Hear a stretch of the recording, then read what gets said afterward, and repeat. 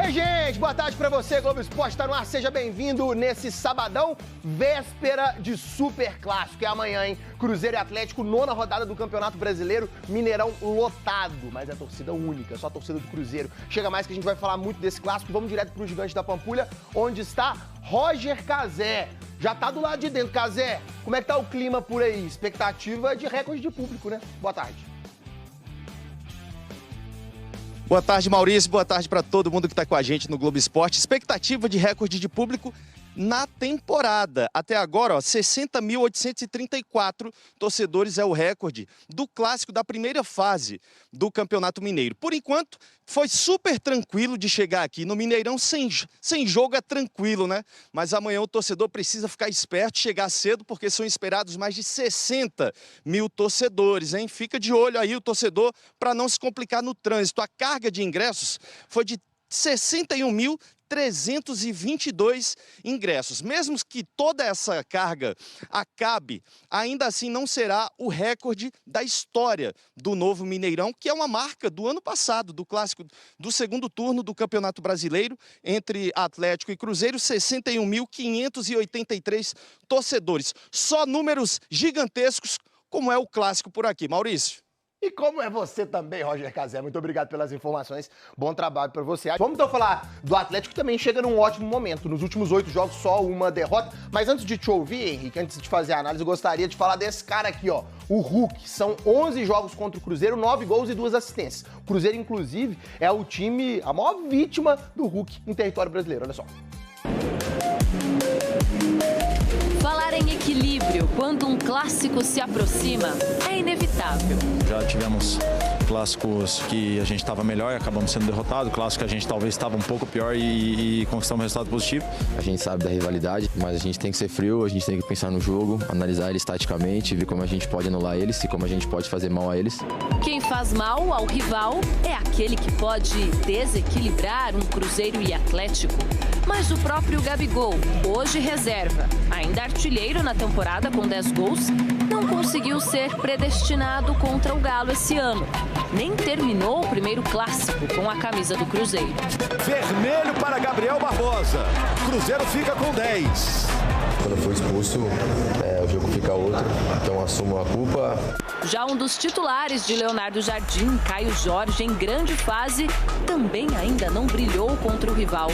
No único clássico que disputou, no ano passado no Brasileirão, o atacante acabou substituído no intervalo. E nem mesmo o camisa 10 do Cruzeiro, Matheus Pereira, conseguiu deixar uma marca contra o Atlético. E aí fica essa divisão na arquibancada, uma parte gritando o nome dele, outra parte vaiando. Mas do outro lado dessa rivalidade tem um cara que sempre aparece.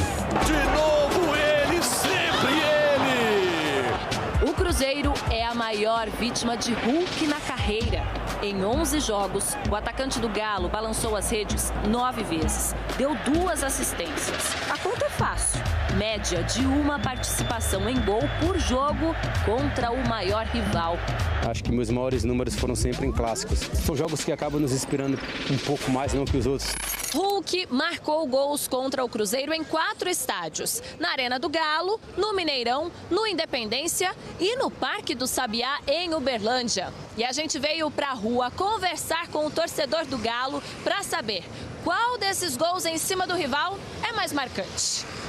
Lá no Parque Sabiá, de falta. Que lá não teve como.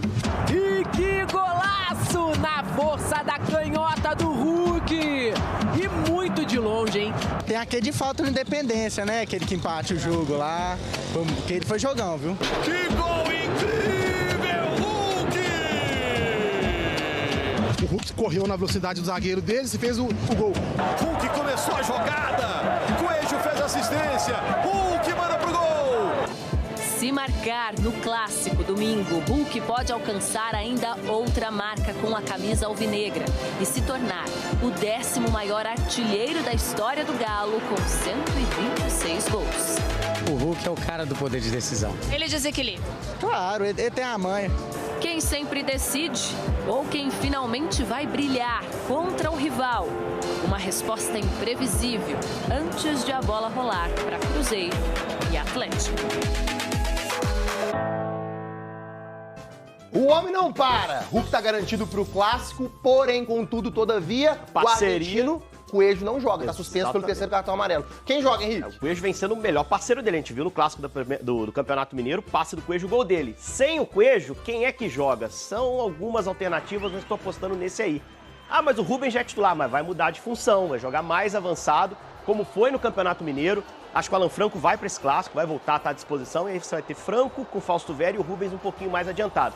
Tem uma outra opção, a outra opção é mais convencional, o Bernard. Que aí você troca um ponta, que é o Coelho, por um meia, que pode fazer esse papel de ponta também. O Bernard tem evoluído nos últimos jogos. Você ainda tem a alternativa do Júnior Santos, você ainda tem a alternativa do Igor Gomes, mudando um pouquinho a configuração do ataque. Fez o gol da vitória contra o Fluminense. Se o Cruzeiro a gente crava com facilidade, o Cuca tem um mistério a favor dele. Vamos visualizar o Mas campinho? eu acho que vai o Rubens. Vamos ver o time que eu tô imaginando que o Atlético vai colocar. Ponto de atenção na lateral esquerda. Caio Paulista não vem marcando bem, mas acho que vai ser mantido no time. O Arana tem chance de voltar, hein? Pode ser que o Arana volte. Não tá vetado oficialmente, mas segue tratando. Alan Franco acho que vai pro jogo, com o Rubens jogando um pouquinho mais adiantado. Scarpa armando com o Hulk e Rony como dupla de ataque. O Cruzeiro é favorito? É, mas o Atlético tem time pra ganhar esse clássico também, então amanhã tá bem aberto. Sempre, Thiago, um abraço, boa tarde a você, boa tarde aos nossos comentaristas, quem acompanha o Rádio Esportes nesse sabadão, nesse clima de clássico, né, Thiago? Sempre é um jogo especial, sempre é um campeonato à parte. Esse Cruzeiro e Atlético, Atlético e Cruzeiro. O Atlético, o Thiago, tem desfalque importantíssimo para esse clássico, e inclusive fica a principal dúvida no time, com a ausência do Coelho. Coelho que é titular absoluto desde quando chegou ao Atlético. O Coelho está suspenso com o terceiro cartão amarelo. E no último jogo participou dos 2 primeiros gols, né? Ele fez o cruzamento no gol contra do Caracas naquela oportunidade. E no outro ele fez, né? De cabeça no cruzamento do Júnior Santos. Sem o Coelho, o Cuca tá pensando o que pode fazer. Vai povoar mais o meio campo? Vai colocar um outro atacante? Se ele for com o Júnior Santos, ele mantém mais ou menos um espírito, um estilo de jogo. O Júnior Santos que foi titular no meio de semana. Agora, ele tem outras opções. Pode colocar o Bernard, pode colocar o Igor Gomes. Aí ele tem um meio campo com mais gente, tendo 2 armadores, né? Se for Bernard e Scarpa, se for Igor Gomes e Scarpa, são as principais interrogações no Atlético. Ô, Thiago, tem um mistério total com relação aos 2 lesionados do Galo, né? 2 jogadores que estão fora já há algum tempo. E o Cuca, ele é muito do Cuca, né? Ainda mais um mistério, véspera de clássico. Ele não ia dar essa informação muito fácil aí para o Cruzeiro. O Arana, Thiago Reis, que tem uma expectativa do torcedor, né? O Arana é um jogador muito importante. Tem chance do Arana jogar, Cláudio? O Arana, Thiago, não joga desde o dia 13 de abril. Né? São 9 jogos fora, mais de um mês. Então, neste momento... E treinamento? Treino ele fez alguns, mas separadamente. Ele não fez treino com o time, né? Treino pra valer não fez ainda? Treino forte não fez. Então, pelo período, Thiago, pelo que a gente acompanha no dia a dia do futebol, pode ir pro sacrifício? Pode, mas eu não sei se é o caso, né? De arriscar o Arana. O clássico sempre muito importante, mas tem uma temporada inteira aí pela frente. Então o Arana não joga nos últimos 9 jogos. E o Gabriel Menino, que também não fez nenhuma atividade forte, assim como o Arana, o último jogo dele foi dia 23 de abril. É um tempo menor do que o Arana, que ele ficou fora, mas ficou ausente de 6 jogos pelo Atlético. Então, nesse caso, Thiago, possivelmente o Cuca não vai poder contar com eles para começar o jogo. Principalmente, né? Ô, Alexandre Simões, valeria a pena um sacrifício para ter o Arana nessa lateral e em caso de não ter o Arana? O torcedor já tem a resposta na ponta da língua, né? Entre o Caio e o Rubens, a turma quer o Rubens. O Cuca, ainda no último jogo, deu mais uma chance ao Caio, de novo, não aproveitou. Mas valeria a pena um esforço, tentar ir pro sacrifício com o Arana pro clássico de amanhã, ô Alexandre Simões? Ô Thiago, por mais que o clássico seja muito importante, né? Há muito tempo a gente não tinha um clássico com os 2 times na parte de cima da tabela do Campeonato Brasileiro, vivendo bons momentos como o Cruzeiro e Atlético vivem, mas se for para ir no sacrifício, eu acho que não vale a pena. E é terrível pro Cuca, né? Porque aí ele teria o substituto do Coelho sem a menor dificuldade, que seria o Rubens. É um cara que vem liberando ele da lateral esquerda. Isso, exatamente. Que vem entregando muito em várias funções. É o verdadeiro coringa desse time do Atlético, né? Já jogou de volante, já jogou de meia, joga de lateral esquerdo, joga de tudo o Rubens, né? Mas, de toda forma, assim, seria a solução mais simples, né?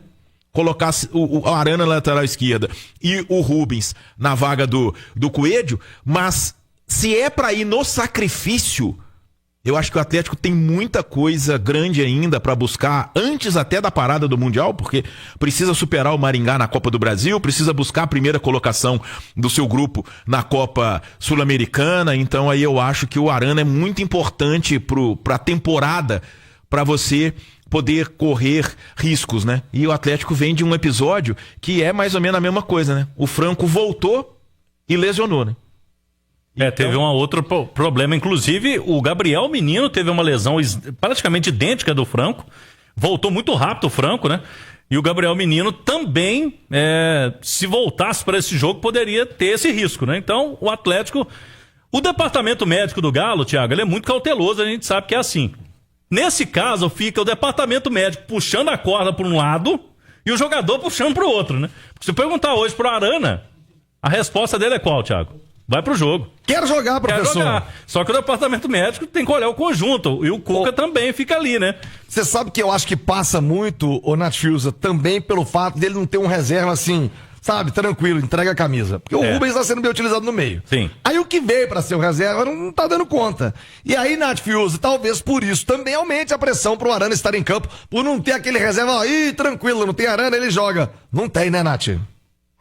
Ah, sem dúvidas, né? Se o Caio Paulista tivesse substituindo o Arana, não vou dizer a altura, porque não são jogadores do mesmo nível, e é raro um time, né, no Brasil, aí talvez com exceção do Flamengo, que tem um elenco um pouco diferenciado, você ter um reserva no mesmo nível do titular. E a gente tá falando de um lateral esquerdo de seleção brasileira, o Guilherme Arana. Mas se o Caio Paulista estivesse correspondendo mais, aí talvez não houvesse essa necessidade tão grande de apressar as coisas com o Arana. Mas eu tenho uma opinião semelhante à do Simões. Eu sou sempre muito cautelosa com essa questão de retorno pós um período longo de inatividade por lesão, porque é sempre complicado, né? A resposta do jogador, tem a questão do ritmo de jogo também, e é uma partida que tende a ser muito dinâmica, muito corrida, muito pegada, né? Um jogo muito acelerado. Então, eu acho que o Cuca tem que avaliar com muita cautela, com muito cuidado. É claro que se perguntar para ele quer jogar, pode ser também que o Cuca já tenha traçado uma estratégia para ter o Guilherme Arana como esse elemento surpresa, talvez não começando o jogo, mas em algum momento da partida, mas acho que tudo tem que ser feito com muita responsabilidade.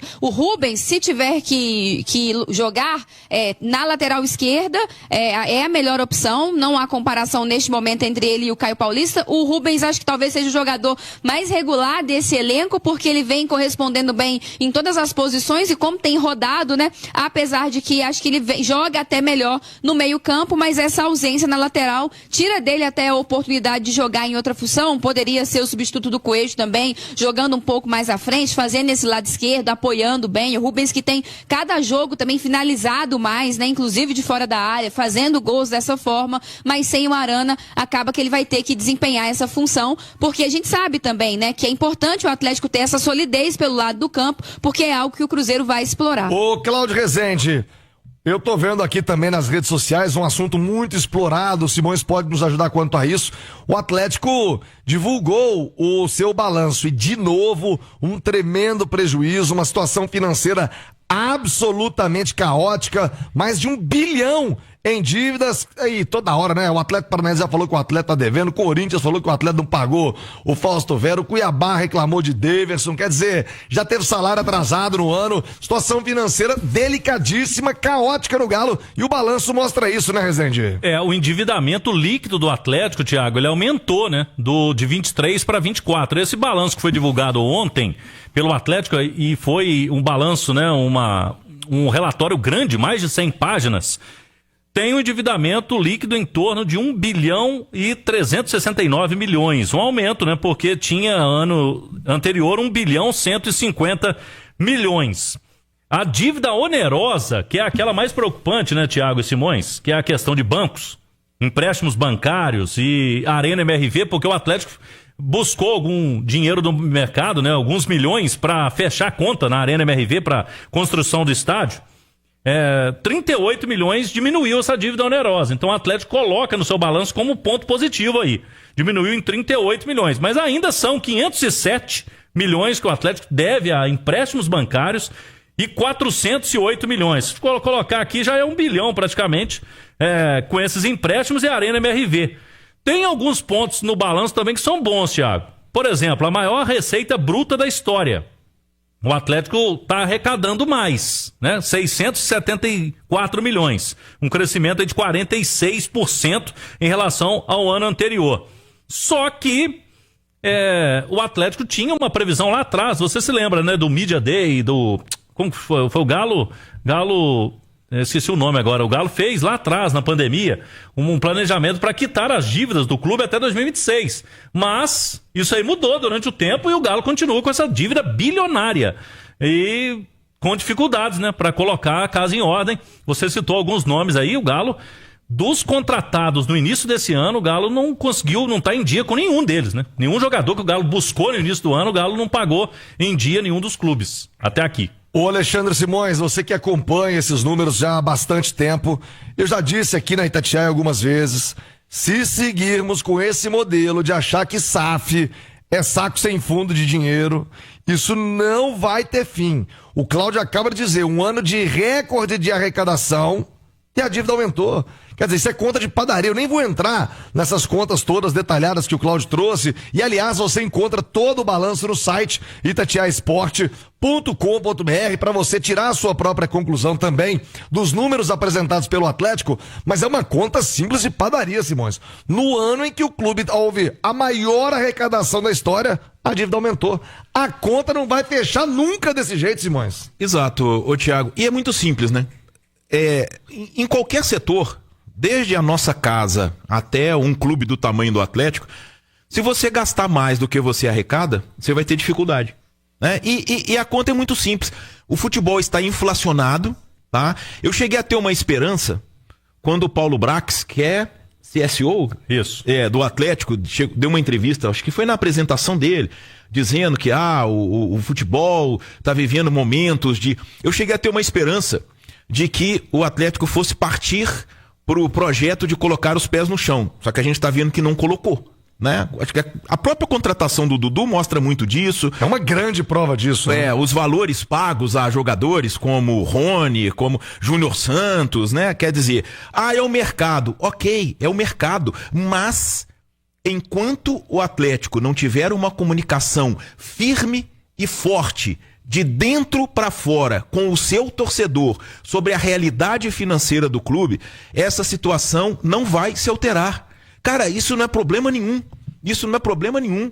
Eu sou pai de 2 filhos e em determinados momentos da minha vida eu tive que falar, olha, nós vamos ter que segurar os gastos, tá? Porque a conta não tá fechando. E é isso. É chegar pro torcedor, sabe? E eu tô dizendo pro torcedor, e aí daqui a pouco estão chamando de amansado no chat aqui, e isso pra mim é um prazer, porque é um assunto muito simples. Pro torcedor real, pro torcedor de verdade, pro torcedor que cantou o hino do Galo quando o time caiu pra Série B, pro torcedor que bateu recorde de público quando o clube foi campeão da Série B no ano seguinte, chegar e falar pro torcedor, nós estamos precisando da ajuda da torcida para recuperar o Atlético e daqui 5, 6, 7 anos poder fazer o Atlético brigar por todos os títulos e usar da Arena MRV, que é um grande ativo. A cada jogo, o Atlético tem 2 arrecadações, a arrecadação da venda de ingressos e a arrecadação comercial, fazer disso um diferencial pra gente. Mas agora não temos condição. Agora é jogar com o pé no chão. Agora é ter time que vai brigar para não cair. É a realidade. Eu acho até que talvez não seja isso pela arrecadação, mas não pode entrar nessa bola de neve. Isso precisa ser rompido e não é só no Atlético, é em todas as SAFs. Todas as SAFs do Brasil, tá? A gente imaginava que a SAF ia ser usada na expressão da palavra, não está sendo. Todas as SAFs do Brasil estão gastando mais do que os clubes podem, mais do que os clubes arrecadam. Então a lei não valeu de nada. A lei não valeu de nada. A única SAF que não arrecada mais do que pode, sabe qual que é? Qual? A do Vasco, porque tiraram ela na justiça no meio da cartolagem. Quer dizer, olha a situação. A gente via a lei da SAF como a salvação do futebol brasileiro. Ela não está surtindo efeito. Não está surtindo efeito. E aí, a culpa maior é dos clubes, tá? Porque não cobram e não expõem e não chamam para eles a participação do torcedor. Jogar a real. Olha, nosso objetivo principal é salvar esses gigantes do futebol brasileiro. Depois que a gente salvar, aí vamos pensar no que a gente vai fazer no planejamento para poder voltar a ganhar grandes títulos. O que está acontecendo? A lei da SAF no Brasil é construir casa pelo telhado.